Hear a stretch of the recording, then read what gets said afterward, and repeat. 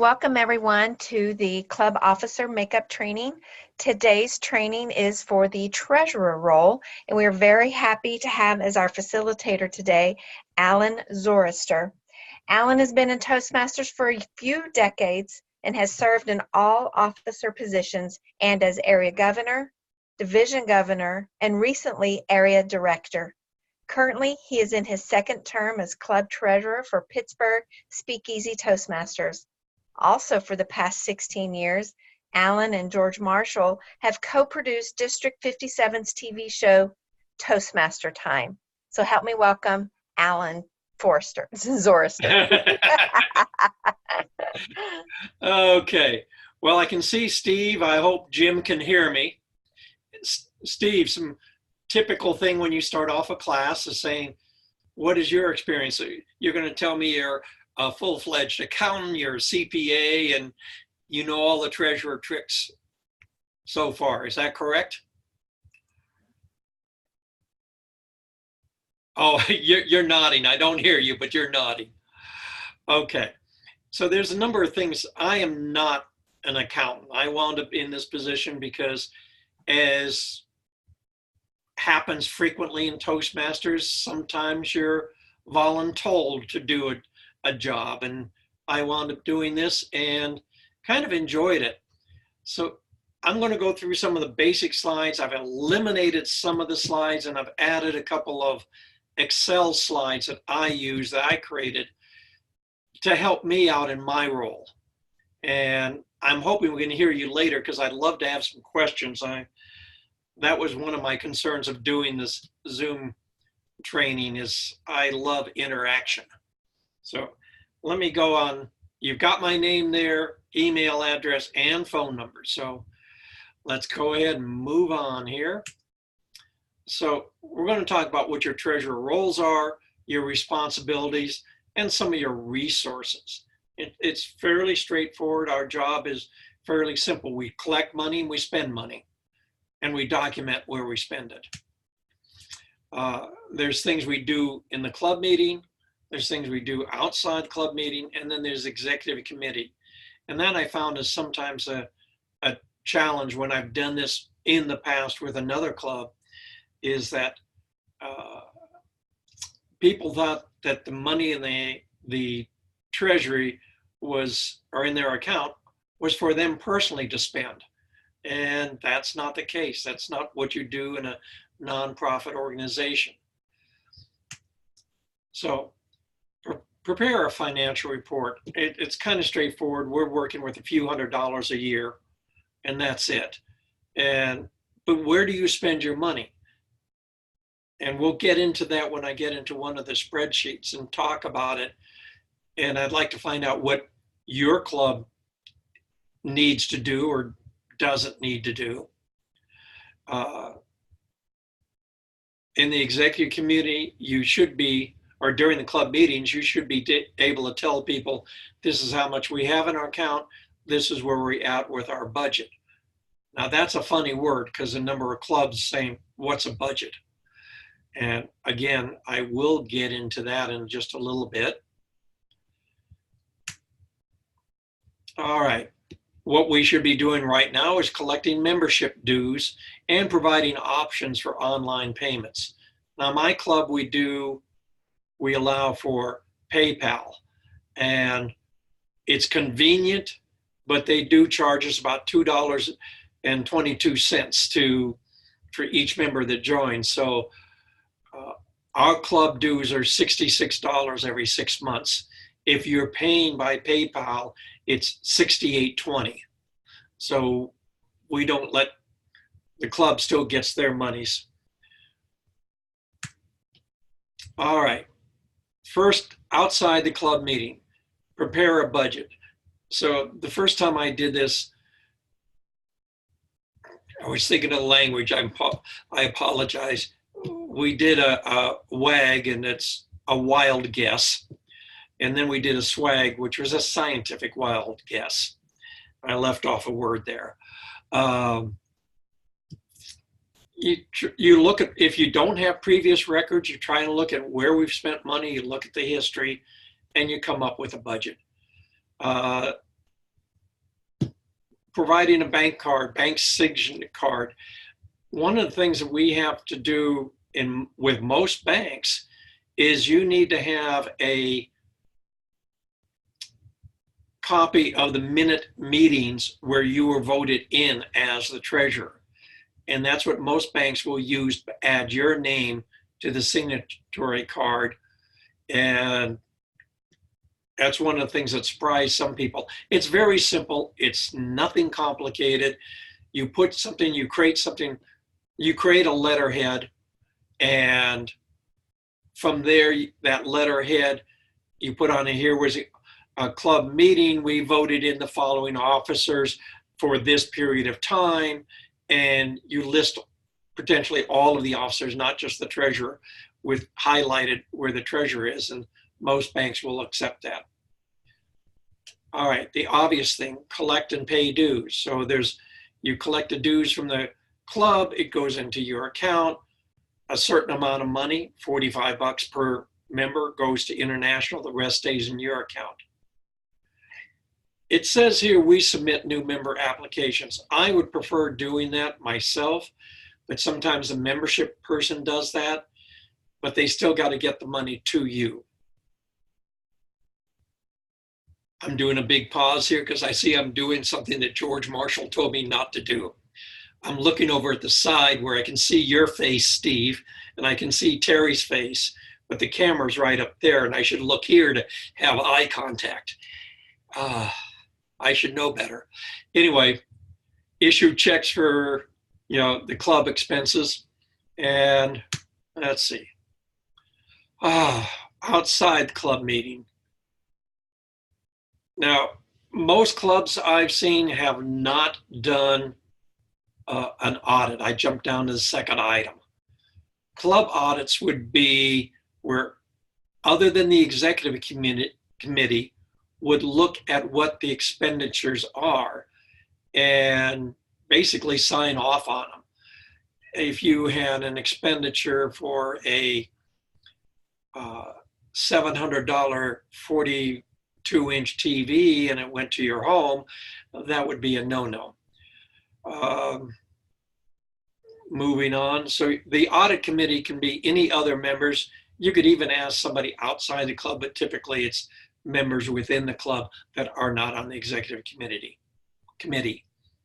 So of course you're going to attend the executive committee meetings, and you're going to reconcile deposits and expenditures, and if you have it, cash on hand. Okay, for California, we are supposed to file a tax form, and I can't believe I just went blank on the name. Hey, I see a picture of Jim. Hello, Jim. Good to see you. Good to see you too. Hey, hear you as well. Anyway, I could look at it in a moment. Oh, by the way, because they're just a small group here, I have no issues with you interrupting if you say, what do you mean by this, or something else. If it gets involved, I'll probably say, send me a chat so that we could get it at the end of this. So I also get the financial correspondence, and somebody's got something going there in the background. All right, prepare a budget. This was the thing that I had the biggest challenge on. And when I looked at international, I really didn't have any strong guidelines, what I should do. This is the budget I created.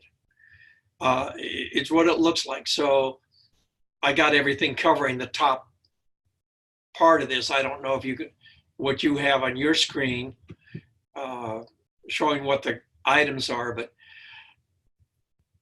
membership dues, postage, we don't have much in that way. Promotional materials, does your club buy new member packets? So you have an expenditure there. My club, we try and get badges, the magnetic badges, they're $8 a piece that we wear. We try to encourage people to wear them at other events, like going grocery shopping. Hopefully somebody would say, what's a Toastmaster? special events, awards meetings. Now, this is kind of working on thin ice, I think, but we do have, once a year, we'll have an awards meeting. We're a breakfast club and we'll buy breakfast. And that expenditure, buying a breakfast, is not, saying that as a term is not, I'm lost for words, I'm a Toastmaster, is not something that really qualifies. So what you refer to those is special meetings, award meetings. You will have a regular meeting, and maybe you're doing some awards and you're having some extra monies you're spending for. Speech contest materials, if you're doing something of that nature, trophies, ribbons, certificates. I'm going to web server, that all depends if you have that. Now, one of the clubs that I deal with, they have $100 a month room rent, and they put that in there. Conference reimbursements. And that's one I added because we had members that did not want to go to the conference because they did not want to spend the money. And we said, okay, we will sponsor a member to go to the conference, assuming that it's not in the contest. However, when they come back, they have to give us a presentation of how the conference was, what they liked, what they saw, et cetera, et cetera. So it's not just a freebie, you go there and come back and nothing. But it's one of the requirements, the reimbursements, is that they're providing something back to the club. And hopefully that's an encouragement that that person really liked the conference and others would want to go next time. And they'll fight for that $100 reimbursement. But I wound up creating this budget thing. It kind of works for me. And again, our monies are kind of simplistic here in the amount of money. And currently we have, as far as I'm concerned, we have too much in our account. So this is an outdated one. So anyway, are there any questions about creating a budget? Steve? Jim? Not at all. Nope. Okay. I'll move on. We'll get done You can quickly. hear me now? What's that? You can hear me now? Yeah, I hear you fine. Evidently, the host had me muted, and I found a way to unmute it. Aha. God, watch out for Terry. Sorry about that. I had some background noise for you, so I was muting you, Steve. I apologize. That's quite all right. I've been muted many times in my life. You can't keep a good Toastmaster down. All right, I'm muting you right now, Jim. Oh. Okay. Moving on, if you don't have any questions here. Now, this is one of the things that I found intriguing, is that when every officer in your club should be able to fill out a membership dues. You get a new person, not membership, but a new person wants to sign up and the treasurer isn't there and the membership person isn't there. Well, I can see that, hey, this person's joining in June and what goes to international is $30. That's fine, but what are your club dues? And we'll go on to the next one. Again, my club, the fees are $66, and this is what I had set up. So if you look at it, again, if somebody joins in June, it's $30 for the international, it's $14 to the club, which is a total of $44. That's assuming they are returning Toastmaster or transferring from another club. If they're a new member, you add $20 on it, so the total is $64. I try to make it as simple as possible, and every officer in my club has a copy of this, so they have no excuse like, gee, I didn't know how to fill out that form or how much money. So it's one of the things. Steve, just out of curiosity, what are your club dues? Well, we charge $70 every 6 months, 68 if you pay a week in advance, 65 if you pay 2 weeks in advance. Okay. So you So have something similar to this. It's basically $65. Most of our members pay $65. Okay. So it's the same type of breakdown. If somebody joins, like I say, in June, July, August, what are the dues? What do we have? And, everything is adjusted by month. How about you, Jim? What's your club charge for dues? Well, unlike Steve, we're not in Manhattan, so we only charge $57 for our semi-annual dues. Yeah. And we usually do prorated, but I haven't seen a really nice, easy chart like this. This is great. Well, I had to do this because it seemed like the club that I was in, this was several years ago, had no clue. None of the officers had any clue of how things were prorated. And they would not finish filling out the form until I was at the meeting. Well, at that time, I was gainfully employed, and I traveled for work, and I might be gone for 3 weeks. You don't want to lose a member. And to me, one of the bad things is when you have a potential member, you want to show that everybody's in sync and things run smoothly. It's not one person is out and what do I do now? Now, I have these charts here on the budget, and I have this on as an Excel file. If you'd like to have a copy to play with it, I'll gladly send it to you. So, That would be great. okay. Let's go. So right now, again, I have stuff that's blocking up the top of the screen. Whoops, I didn't want to go there yet. Oh, I can move that. Okay. So make it very simple. You have a new member that has a $20 fee and they join in June. It's $64, on my account here. So works fine. By the way, when you get my file, you can't see it, but right in this area, I have the percentage breakdown for the changes, and that's where I get my calculation, but I print it in white so you don't see it. So when you get the Excel file, you say, how is he creating these numbers? Because right now,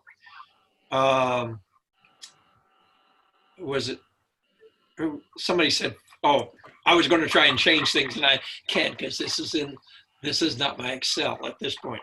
Anyway, let me move on to the next slide.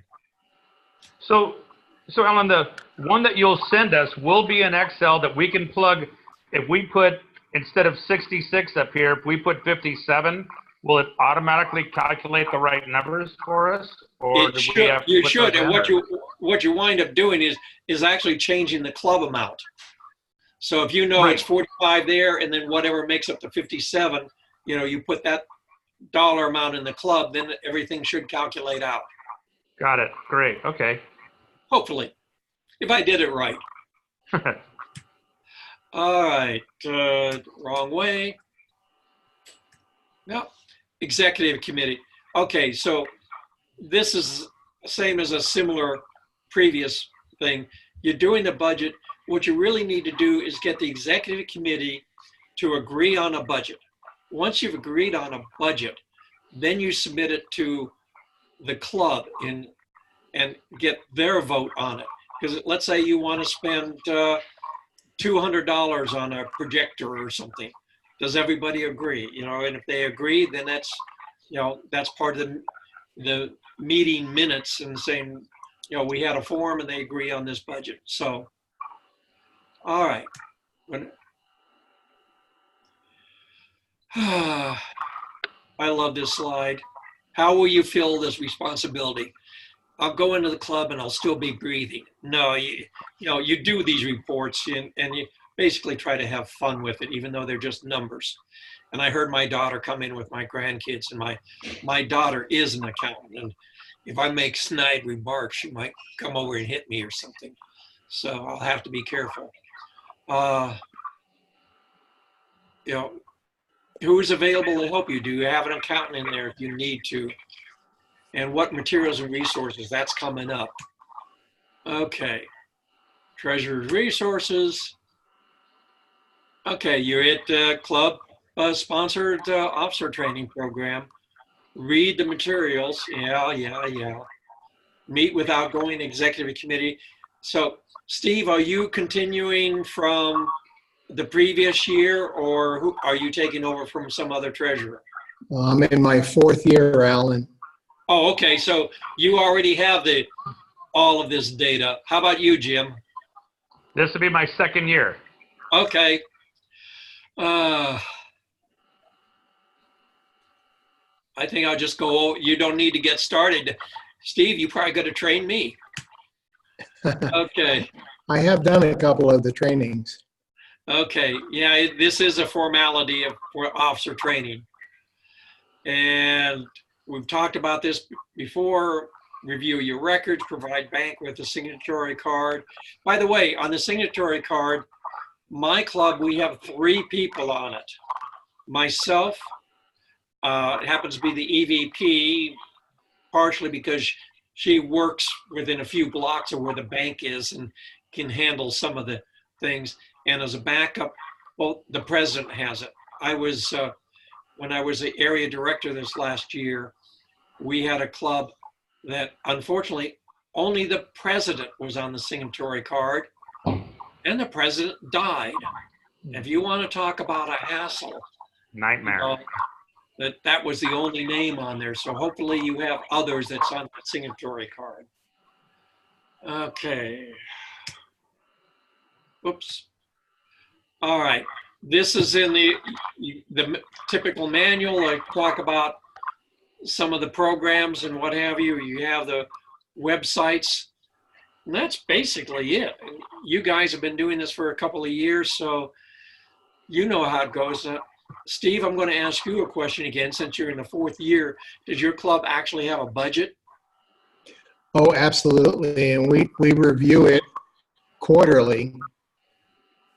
And we've come into total agreement with that. One of the unusual things that we have is we meet in a shopping center, and our bank is on the other side of the parking lot.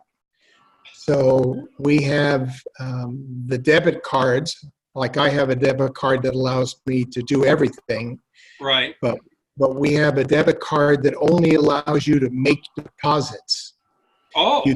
You can't get a balance, you can't withdraw, you can't do anything but put money in. And so that's there with the password right on the card. So if I'm out at a meeting, they'll collect the check, they'll walk across the parking lot, deposit it, get a check image, and then they'll scan it to me with the copy of the check. I like that. Yeah, I do too. Yeah. So I'm going to see if we can go ahead and get that same type of thing, because that would be great. We meet at the Pittsburgh Chamber of Commerce, their conference room, and we have a storage area there with our lectern. So we could just leave it right there in the lectern in case some of the other people are out, and that would be great. So Works really I like well. that. So Steve, I'll ask you another question. Jim, I keep picking on Steve, because he's at the top of my screen here. You're Works at for the me. bottom. Good. I'll stay there. I'll switch with you, Jim. No thanks. So has there been any major issues that you've seen in the club? Have you had people trying to spend money where it wasn't in the budget, or any issues maybe you can train me on?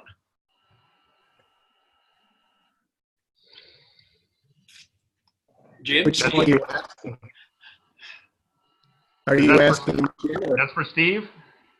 Either one of you, just jump in, who's ever first.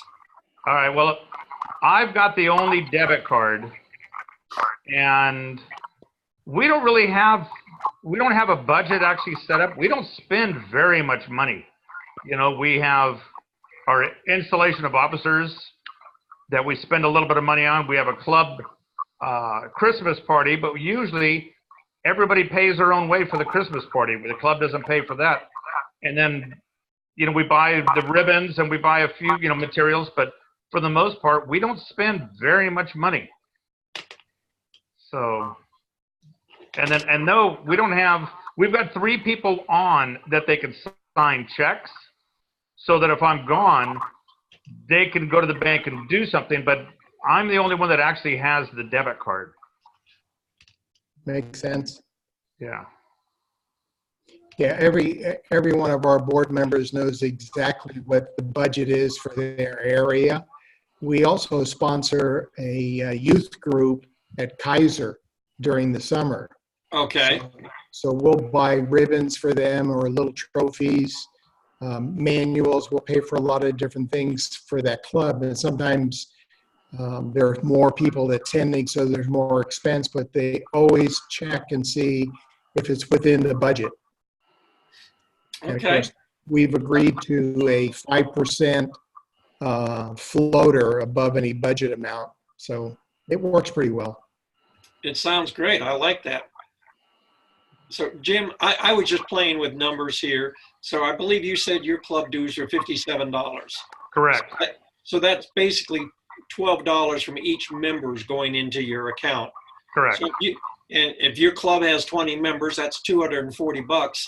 But if you're not spending much, where does that $240 go to? Well, goes in the bank right now. And then I guess if we have something come up, but since I've been treasurer, like this first year, I can't think of anything that we've actually spent other than ribbons. We used to buy books, more books, but we don't, obviously we don't do the books anymore. If we ever do want to buy something for Pathways, then we do budget that, but we just talk about that during our officer meetings. We don't actually have a yearly budget because we don't have any annual expenses other than dues, really. We don't have anything set up to spend much on. Yeah, Jim, y'all don't have to pay for the rent for y'all space, right? Right. Because Nope. that's Eric's work. Okay. Yep. Because some clubs, I mean, I know out of our club, Ukiah Club, we have to pay rent. So Mhm. that's and we try to pay it at a 6-month intervals. But that's definitely an expense, but luckily that you don't have to deal with. How much is, What What's was how that? much is your room? Terry? How much is our room? Yeah. I believe it's only $30 a month and we meet weekly. So it's pretty affordable. Yeah, that sounds pretty good. So I've gone to my club, and with the new officers in, maybe we'll make a change, but I think our fees, our club fees are at $21 per person, is a little too high. And because we don't have the expenditures, and you're really not supposed to have a large bank account. And what happens, you get too much money in it. And I've had one member say, we went to a restaurant for a breakfast meeting. We are a breakfast morning club. And he decided to put everything on his credit card and then sent me a bill. It's like, we don't buy breakfast for members, but he thought because we had almost $700 in the account, he says, well, why not? We've got the money. And I'm going, It'll go fast. oh yeah. Yeah. Yeah. Oh yeah. And But- I don't know if I should say this or not. So Terry, plug your ears. I plug my ears. Okay. But we, every now and then, when we have somebody who's struggling or can't afford something or whatever, we help them out with their dues. But we don't do that as a regular at all. It's only been, since I've been with the club for 11 years, I think we've only done it 1, 2, maybe 3 times. But it is nice when we have somebody that is genuinely struggling, and we want to have them in. We help them out, and then we've even had it where they come back later and said, "Okay, I got the money here, I can pay now." We're like, "Okay, cool."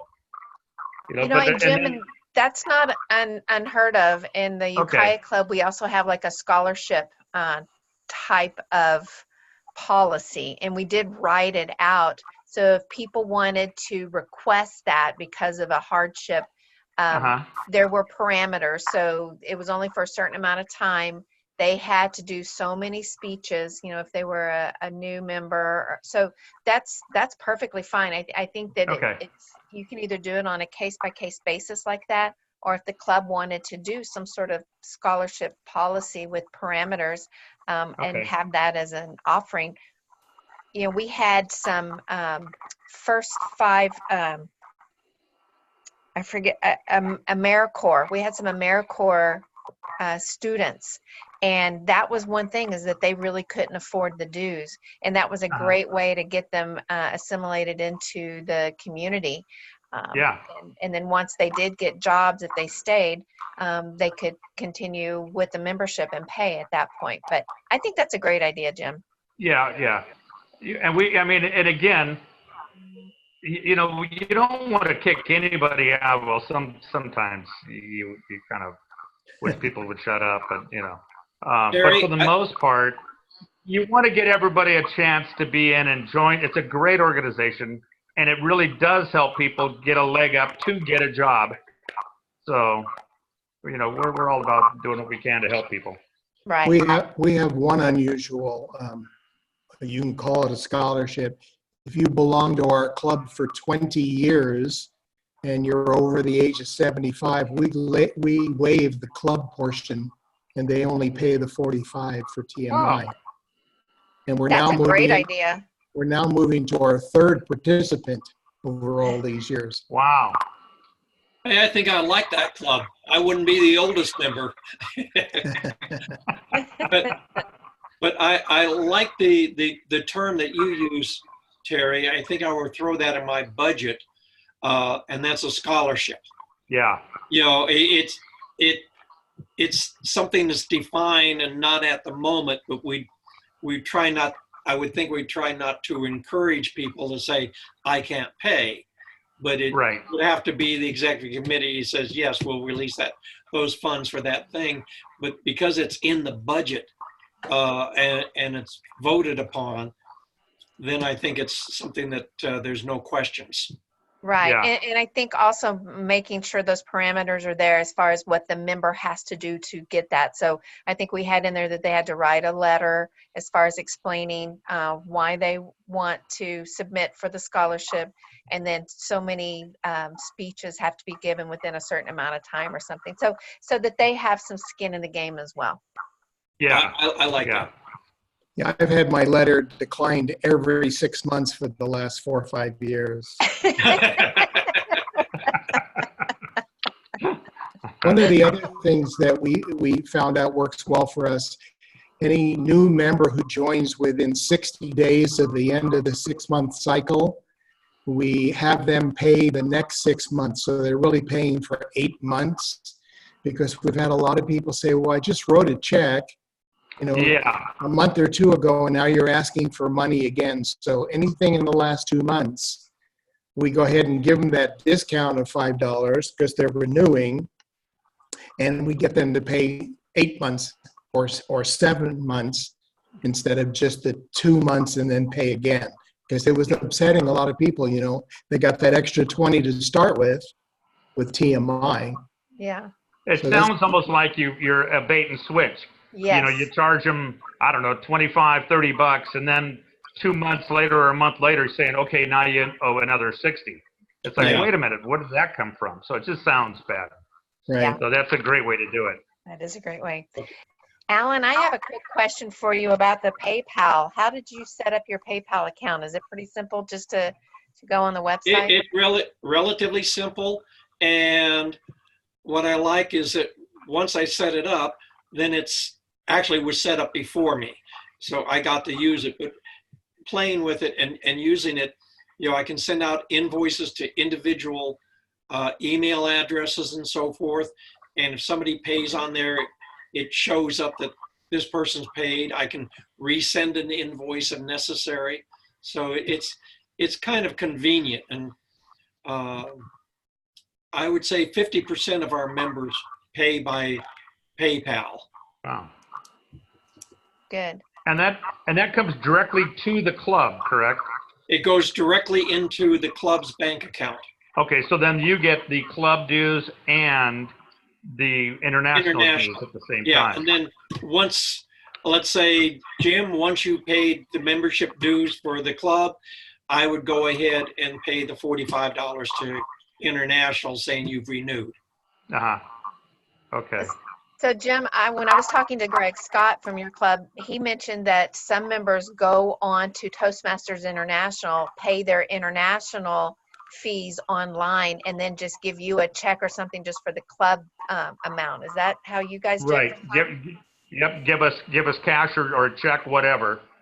But my question about that was, if they went online, then they still got to, it is kind of funny asking them, so you paid online, but you still owe us $12. Yeah. So I like it better when they pay the whole thing to me, but it's nice when they pay online, it's done. We don't got to send invoices and chase after them. And Right. We don't encourage paying TMI direct because we had a couple of people a couple of years ago who said they paid, and then we could never get the difference from them for the club portion. So right. Oh, Yeah. yeah. we just did that policy. That's a good Okay. point. Side question, Steve, what club are you with? Santa Rosa Club 182. I think you answered my next question. You're in Santa Rosa. Yes. How about you, Jim? What club are you with?